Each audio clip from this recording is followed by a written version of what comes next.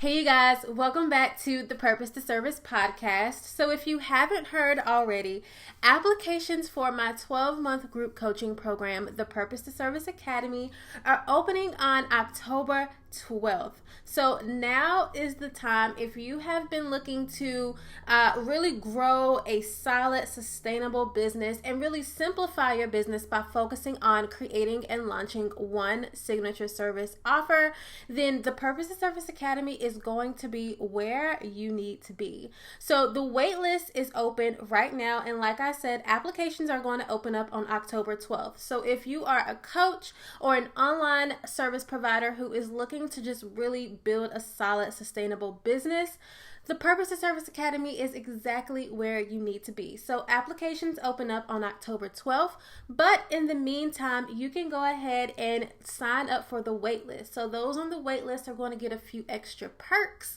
whenever they apply for the program, and you'll also have first access to applications as well. So again, applications open up on October 12th, and I will be leaving a link in the show notes for the wait list so you can go ahead and get signed up. So let's talk about the problem with focusing on fast growth when it comes to running your online business. So I've talked about this before, probably more than one time on the podcast, because it is a hill that I am willing to die on. But we're currently in a season of entrepreneurship where all we are hearing is about how fast someone is growing their business. So we're hearing things like, oh, this was 100K month, or I just gained 60,000 Instagram followers in less than 3 months. Here's how I did it. And a lot of what we're seeing online are these big numbers and this big accelerated growth from, people that we actually admire, either in our industry or just admire as a person or as an entrepreneur.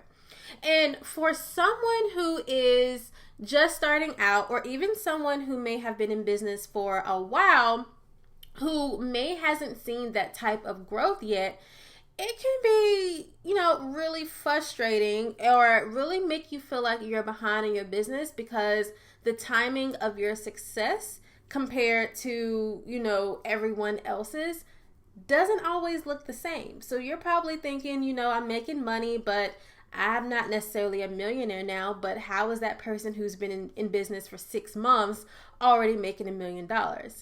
And because of this, you end up with a lot of entrepreneurs who are chasing that fast success. They want the big numbers immediately. They want the big following immediately. And because they are so focused on, I just want to hit that big number, a lot I see of entrepreneurs, coaches, online service providers, they are willing to do any and everything in order to accelerate their growth so that they can look, and I'm saying look with air quotes, successful. And they end up doing things like operating their business out of integrity and promising things to their clients that they really can't deliver on. They stop providing a great client experience, and they, stop doing a lot of those personal touches or having those personal touch points in their programs that a lot of their clients were really excited about when they signed up.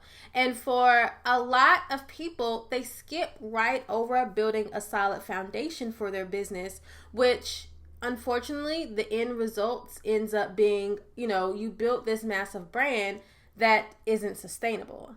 And whenever I say this, I always feel like I have to create like this disclaimer, because don't get me wrong, there is nothing wrong with wanting to make more money or to have a larger audience. I desire to make more money, and I want that for you as well. I believe that money opens doors. I believe it can provide us with options. I believe it can provide us with freedom, and it can definitely take away a lot of stress that is often caused by not having enough money. But what I really want you to focus on as well is building that solid business foundation first before you're trying to scale, before you're trying to get to that big number that you're seeing everyone else achieve. So back when I first started coaching other entrepreneurs, I was a super new coach. I don't even think I wanted to call myself a coach at the very beginning because I didn't think I was qualified enough. But I was so focused on making money. So I just needed my next client, and I didn't care where they were coming from, what they were doing, who they were, as long as they were paying me. And I was looking at a lot of other coaches who had been in this industry for a while, who were building these massive like coaching brands and like online course businesses. And I just thought that what I was seeing from them, that was what success was supposed to look like. And that's what I should have been like essentially aiming for. So I hustled my butt off to consistently make more money, to bring in new clients, to launch more things. I wanted that money because that's what I saw successful entrepreneurs, doing. And I wanted to have that. But the problem that I learned really quickly in the hard way, I also had to learn it the hard way, was that simply looking at someone else's highlight reel is that you don't see the years of hard work that they put into building their brand before they started hitting those large numbers. Even in some cases, I didn't see a lot of the unethical things that a lot of these people were also doing that was helping them to accelerate their growth and to hit these large numbers as well. And that's not something you see when you're only looking at someone's highlight reel, when they're only talking about the things that have gone really well. And that's where a lot of people get mixed up and where a lot of people fall off. And it definitely happened to me as well. I was killing myself trying to reach a level of success that my business wasn't even prepared for. And I had no solid foundation. I had no real brand message. I was so new that I didn't even want to call myself a coach. So how was I going to position myself as one? And I didn't even take the time to really figure out what type of entrepreneur I wanted to work with, which led me to working with anyone. And like, that may sound great because yes, you're getting paid for it, but I was miserable working with people who were not my ideal clients. And I was hustling so hard to just make money to the point where I honestly couldn't take it anymore. Like, you guys have heard my story before. Everything fell apart. I hit a serious case of burnout, and I do what I do because I don't want you to have the same experiences as me. I want you to be wildly successful. I want you to make a buttload ton of money, but I don't want you to sacrifice the business that you're building. I don't want you to sacrifice your sanity. I don't want you to sacrifice your loved ones in order to make that happen. So today, I wanted to talk about the elements of a solid business foundation that you should really be putting your focus and attention on before you try to scale. So I wanted to do this episode because if you guys have checked out my vlog over on YouTube, I'm kind of walking you through the process of how I'm restructuring my program, the Purpose to Service Academy, and kind of taking you through the process of what building up to my launch looks like. And one of the pieces that I'm actually talking about this week in this week's vlog is restructuring my signature framework. So over the past year, I have been working with my clients inside of the academy. And one of the big things that I notice has come up for a lot of them is that the foundation that they're building could still use a little bit of work. Now, everyone in the Purpose to Service Academy are established entrepreneurs, meaning they have been doing this for a while. They're experts at what they do, but even then, I noticed that there were some small little tweaks that we needed to cover so that when they did create their offer or when they did go on to launch, they had a solid foundation to really build on. So I decided with my signature framework to go ahead and add a new piece to my framework. So it's now a 6-step process that really digs deep into creating a solid business foundation, because if you're just starting out, having a solid foundation, spending time there is going to be extremely important. But even if you are established, or even if you have been in business for a specific amount of time, it's still going to be really important for you to just go back through some of those basics, some of those foundational steps, just to make sure that you are, one, about to create an offer for a business that you actually love and are going to want to scale, and 2, to make sure that you don't get to a point of making money and then realizing, oh wait, my business structure or my foundation can't even handle this. So I wanted to talk about that because yes, we are adding on that piece to our framework, and because I want you to start thinking about that as well. If you're someone who is like, I just need to make $1,000, I just need to make $100,000, I just need to make $1 million. If you're someone who has been super hyper focused on making money, that is great. I want money from me. I want money for you. But I also want you to just take a step back, relax, breathe, and pace yourself just for a moment, just to make sure that you have a solid foundation for the business that you're building. I have seen so many businesses crumble once they've reached their desired level of success because either they are extremely burnt out and tired, or because their foundation wasn't solid enough and that they've built this big business that it can't be sustained. Like, it's not sustainable. You guys remember The Wing? I think one of their big issues, so you guys remember The Wing. I think they're still open.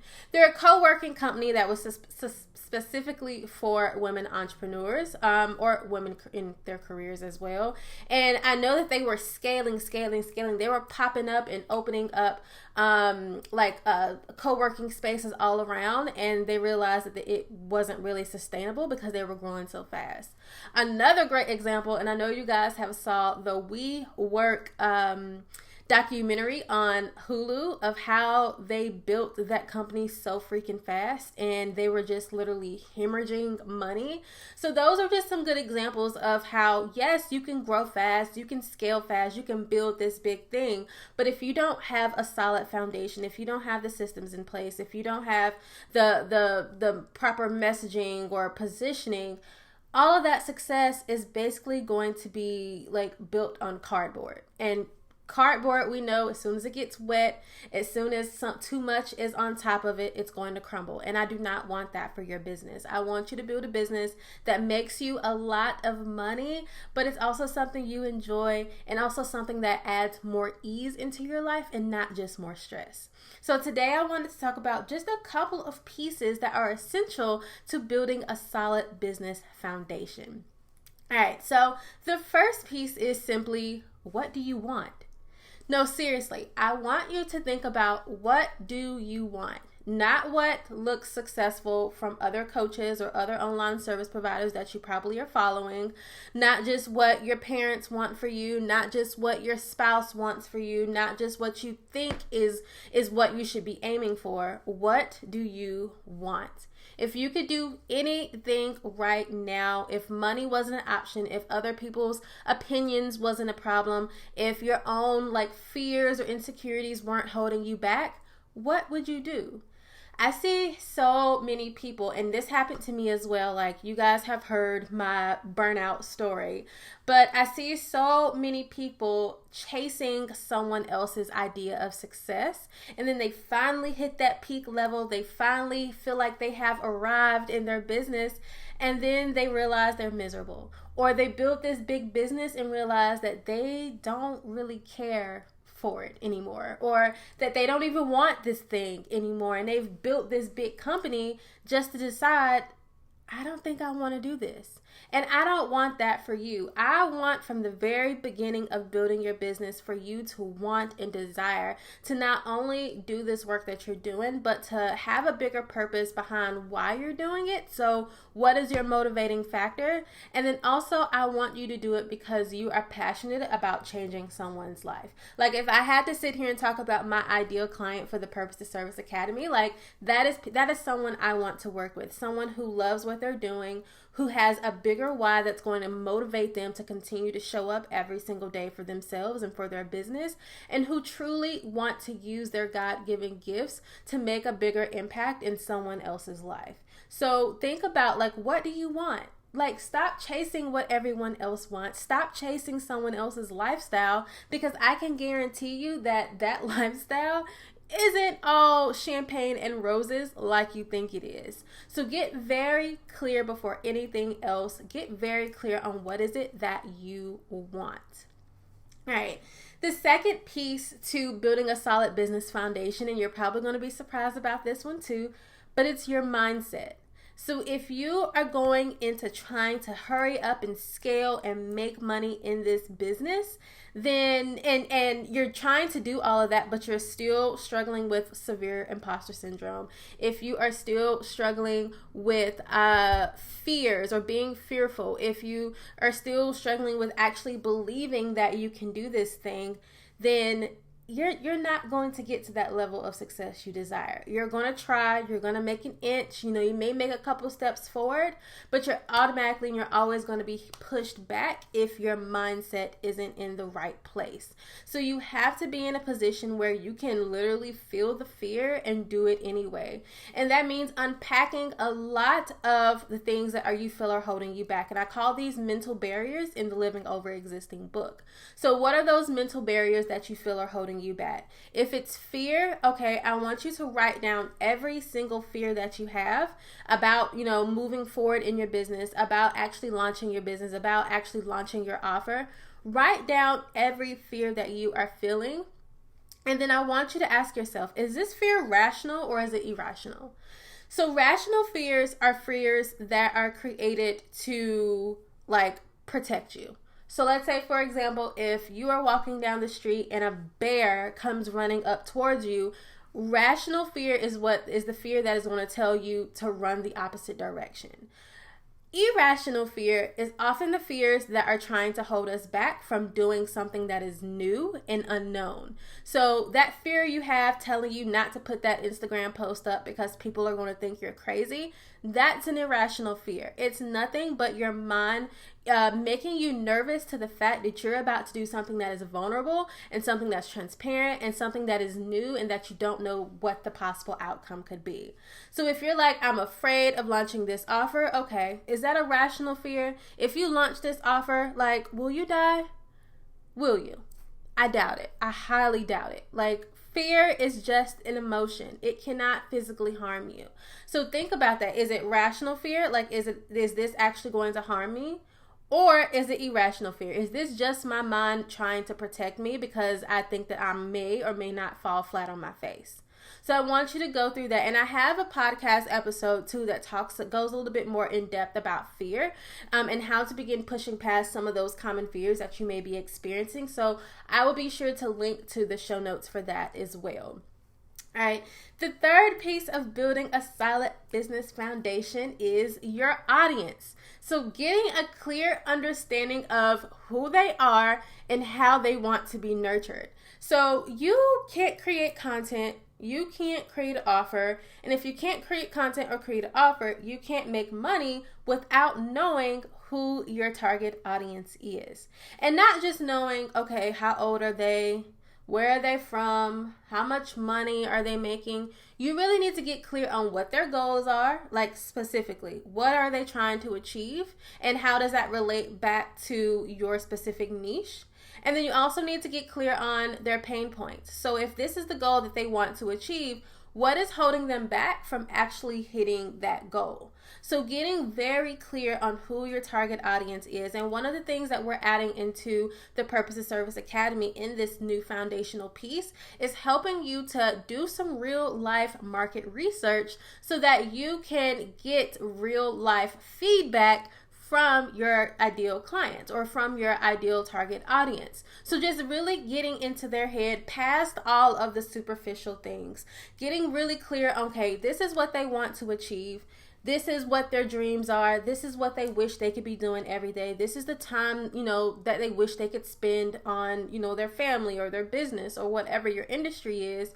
And then getting super clear on the problems or the pain points or the mental barriers that may be holding them back from reaching that goal. Because all of that you're going to use in your content.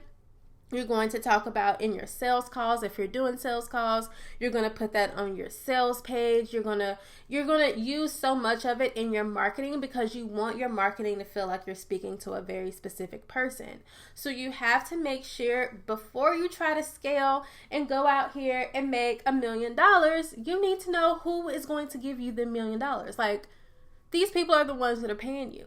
So you have to know, where is my money coming from? And you can't know that unless you have a good idea of who your target audience is. All right, the fourth piece of creating a solid business foundation is your messaging and your positioning. So you have to position yourself as an expert in order for people to pay you.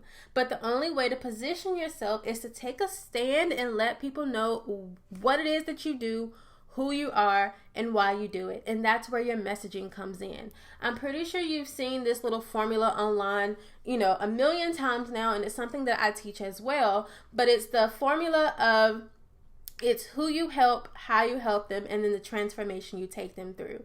So I help overwhelmed coaches and online service providers. Okay, that's who I help. And I help them to build a sustainable, intentional, and more profitable service-based business so that they can live the life that they desire. That's how I help them.